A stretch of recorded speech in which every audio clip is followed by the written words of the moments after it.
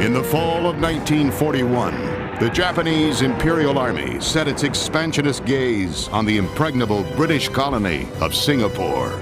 It was a key component in Japan's quest for control of the Pacific. For the British, it was a defeat as great as Pearl Harbor. Albert Adams was a private in the British infantry. This is where he met the enemy, on the battlefront.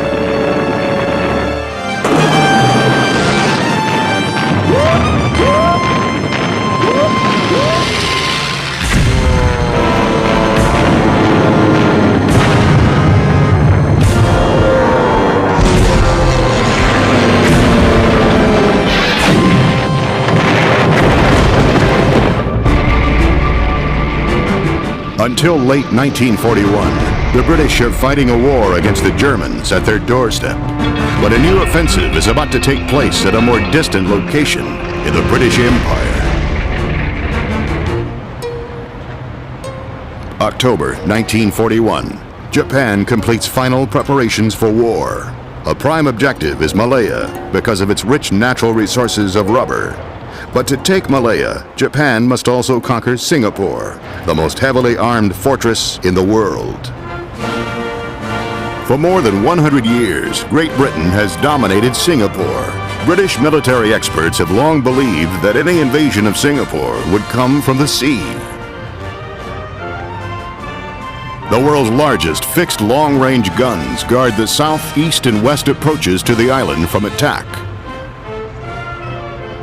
Army Commander General Sir Arthur Percival anticipates enemy landings at beaches in Siam and northern Malaya, then a drive down the peninsula to Singapore. To prevent this, the English adopt a new defense plan called Matador, in which British troops would be moved across Siam to defend the beaches against a Japanese invasion force. The British troop movement would require 24 hours. Percival is told to prepare, but receives no orders to move. December 7th, 1941, 2 hours before the attack on Pearl Harbor, the war in the Pacific begins.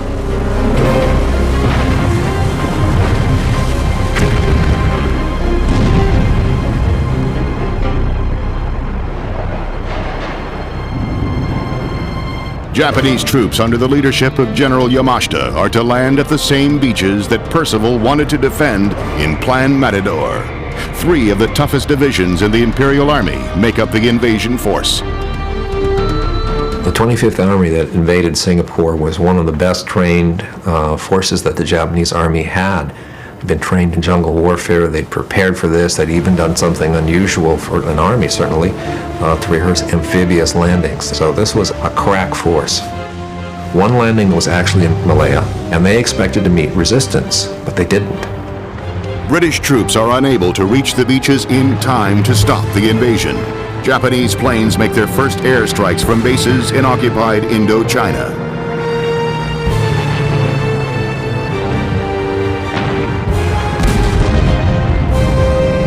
Four hours after the first invasion wave, Singapore is bombed.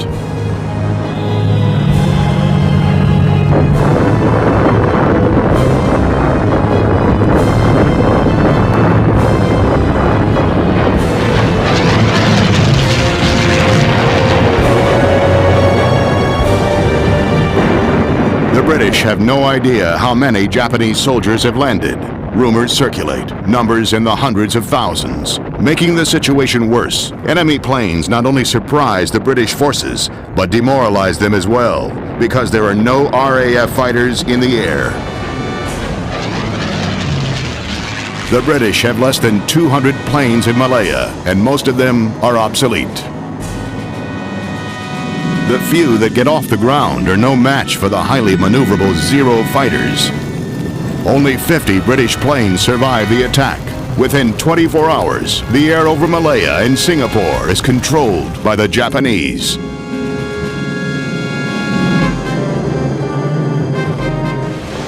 On December 10th, 97 Japanese planes attacked the only 2 large Navy ships in the Far East.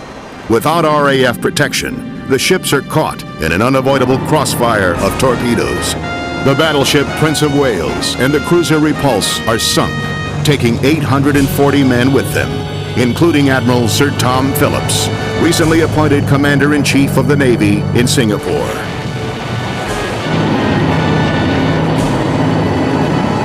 The battle would affect the future strategy of war.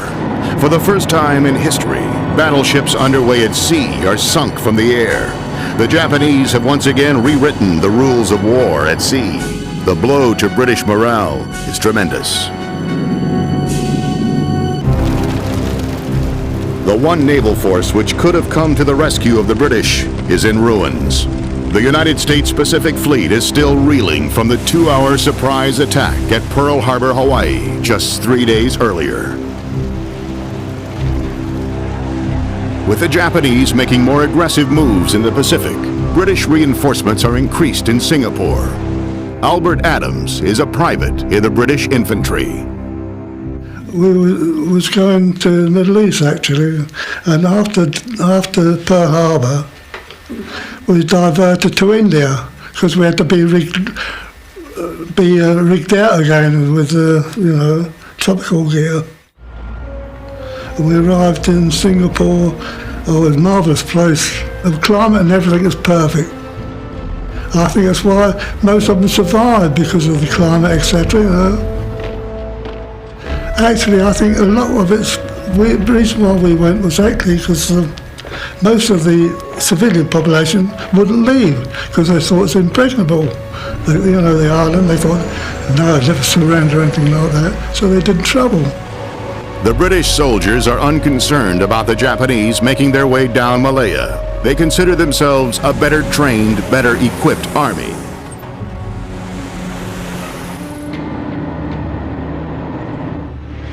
With complete air superiority, Japanese ground forces now push down the Malay Peninsula by whatever means possible.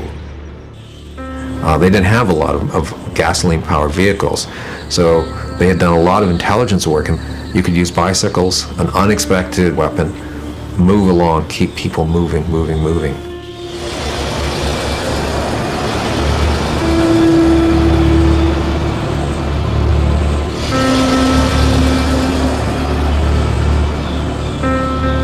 Malaya had relatively few cities. The area where they actually landed were just small port towns. It's not like the Philippines where you've got a Manila where potentially you could have had a big urban battle. There was, relatively speaking, little resistance because the British kept pulling back. And of course that was all the advantage of the Japanese. Ironically, the British have engineered the road so well, the Japanese advance with extra speed. Demolition tactics fail to stop the infantry on bicycles. Special construction units rush in to repair bridges for the tanks and trucks to follow. The Japanese have a saying, a sort of parable about themselves, particularly males. The symbol is the carp, and the carp swims upstream against all obstacles. If he hits an obstacle, he just keeps trying. I think there was a carp-like quality to the Japanese advance in Malaya. Meet an obstacle, fight it. If the British are blowing things up, bring in Korean laborers or whoever to reconstruct the roads at night and then move your troops along rapidly as you can. Just keep going. That was one of the things I think which surprised the British, the intensity and the determination with which the Japanese continued this advance. The Japanese battle plan calls for victory in 100 days. But in less than 30 days, the Japanese pushed the British halfway down the coast of Malaya. By January 7th, the front lines are within 250 miles of Singapore. The individual Japanese soldier certainly would have had a certain degree of apprehension about going up against the British, even though there's propaganda about how the colonialists are corrupt and weak. But then to see this thing succeed, to have it go as well as it did, as fast as it did, would have been amazing. There would have been a sense of elation as well as a sense, always remember, this is battle. The speed of the Japanese advance catches the British completely off guard. English regiments are in disarray. Untrained in jungle warfare, they are ordered to delay the Japanese as long as possible. They must destroy anything that can be used by the enemy, and then retreat. Since British military experts believe that tank fighting in thick jungle terrain would be useless, there is not a single Allied tank in all of Malaya. That leaves no logistical way to hold off a large invading tank force.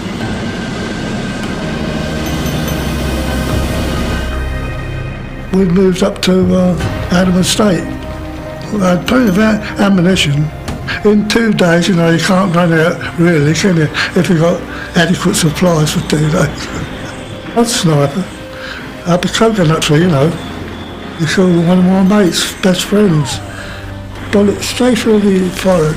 They saw him up there, we shot him down, and he had a mask made out of a coconut.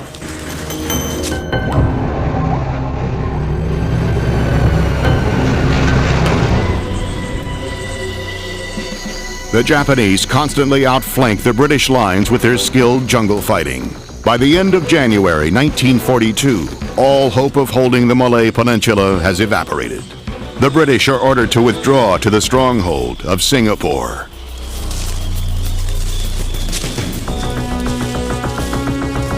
On January 31st, the British troops complete their withdrawal into Singapore. Behind them, the causeway connecting the island to the mainland is blown up, hoping to prevent any Japanese invasion. They'll never, you know, take it. Well, it's obvious, wasn't it? You know, all that naval guns they had situated on the coast. We saw about 3 Japanese planes while we were there. Dropped about 3 bombs, and that was it. And they looked like old training planes, you know, nothing special about them. However, one of the mainstays of a defense, air power, is lacking in Singapore. They had loads of planes sent in crates. They weren't even assembled. Spitfires and Hurricanes, but they weren't assembled at all.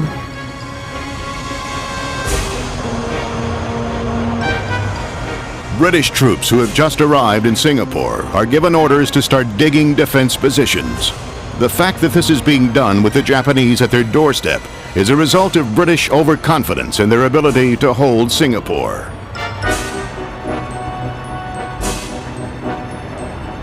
Singapore's defenses to the south are strong, but there's still a vulnerable opening in the north which has never been closed. The giant guns cannot be used for protection.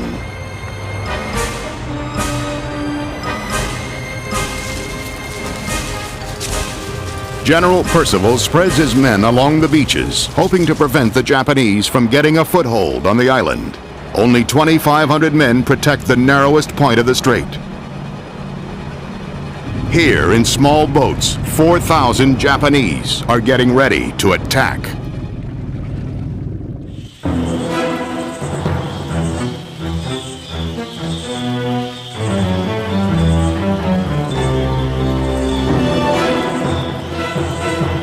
February 8th, 1942, Japanese General Yamashita decides to invade Singapore. With his supplies running out and his men outnumbered 3-1, his only hope is to force the British into a quick surrender. Yamashita seized the heights in Johor, which is on the mainland of Malaysia opposite the island of Singapore. They set fire to oil tanks, the naval base. They had the artillery advantage. They could create a lot of noise. They had command of the air. They were dropping bombs, and so the spirits of the Japanese troops must have been, after this amazing, rapid advance on the city, terrifically high as they prepared for the climactic moment of seizing the city itself.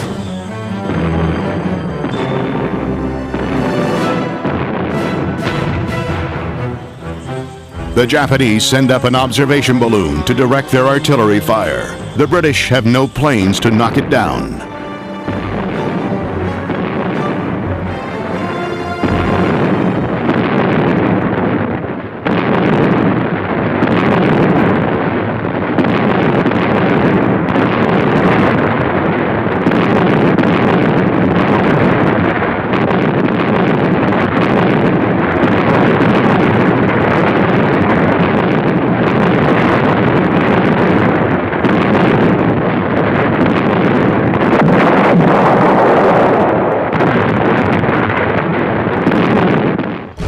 What Yamashita did that was surprising was to go around and have an amphibious force land on the western side of Singapore Island. At the same time, the British had planned for a different battle.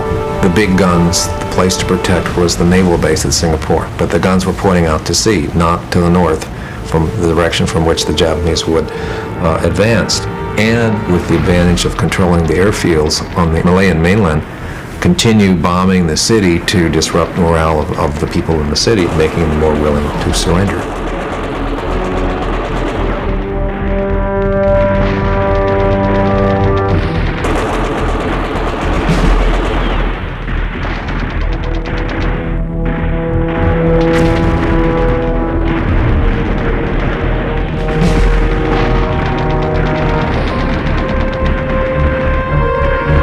The Japanese drive a deep wedge into the British lines, forcing them to retreat. Soon, the entire city is within the range of the Japanese artillery.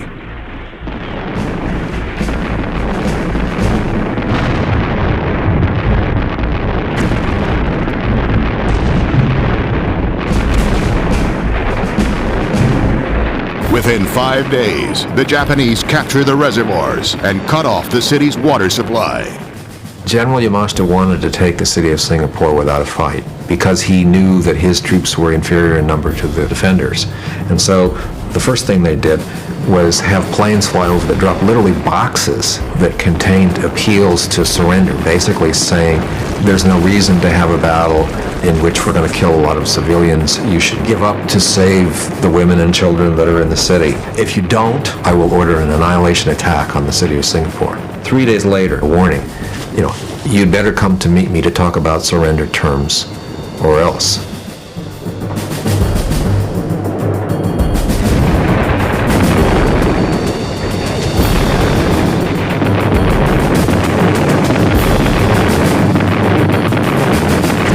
Churchill orders his generals to defend Singapore to the death. Surrender, he says, is out of the question. We never had enough time to be worried or anything like that. No sooner got there and there was, walls in the firing line, but it only lasted for a couple of days. I think it took about 5 days for the car to come from the top of Malaya to Singapore, and the Japs done it in 3.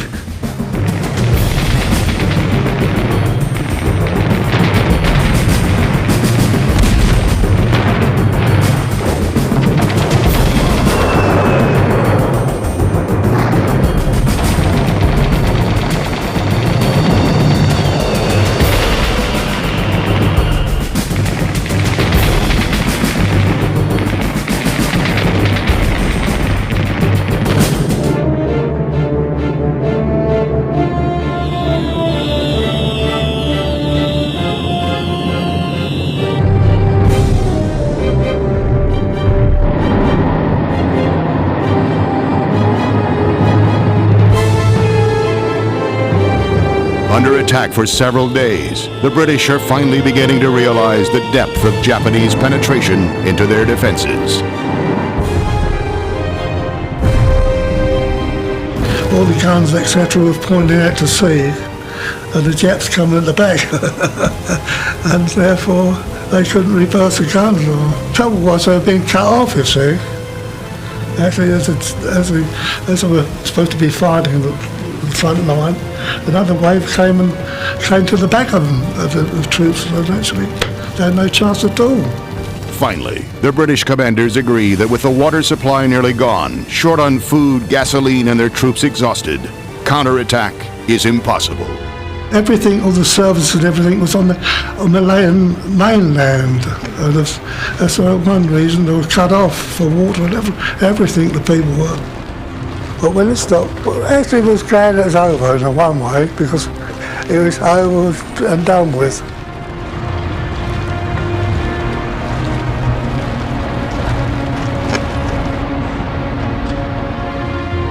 It's got to be one of the most unusual encounters ever. It was held in a bank, in an old-fashioned bank. They had a cage like for the tellers to be in, where people had the money. They met inside this cage to talk and negotiate the surrender. General Percival thought he could buy a little time, and Yamashita just wouldn't hear that. You got to surrender.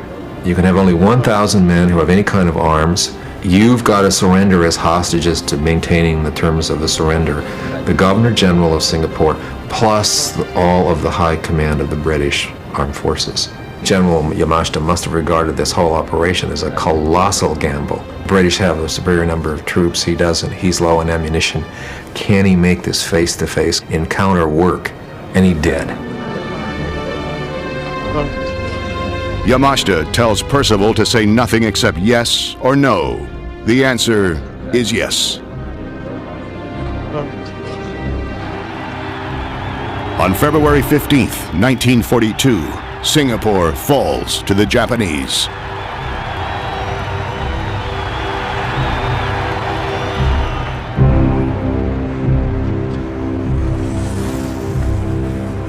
It's 130,000 prisoners of war.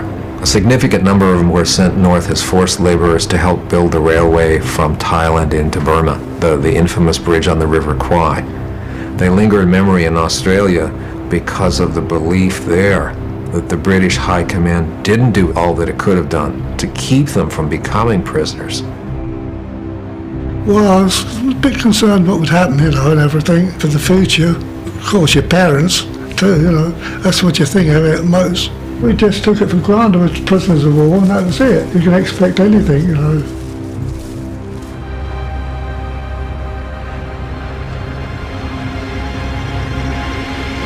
Instead of the traditional victory parade, Yamashita orders his men to pass through the city in silence, carrying boxes containing ashes of the dead. I think the best way to sum up what the victory at Singapore meant to the Japanese people, army, everybody involved, is the name they gave the city. When they captured the city, they renamed it Shonan. Sho is the character, the first syllable for the first part of the emperor's formal name, Showa. It means enlightened. Nan is the word for south. So this was the Japanese liberators coming to enlighten and free the city of Singapore from its British colonial oppressors.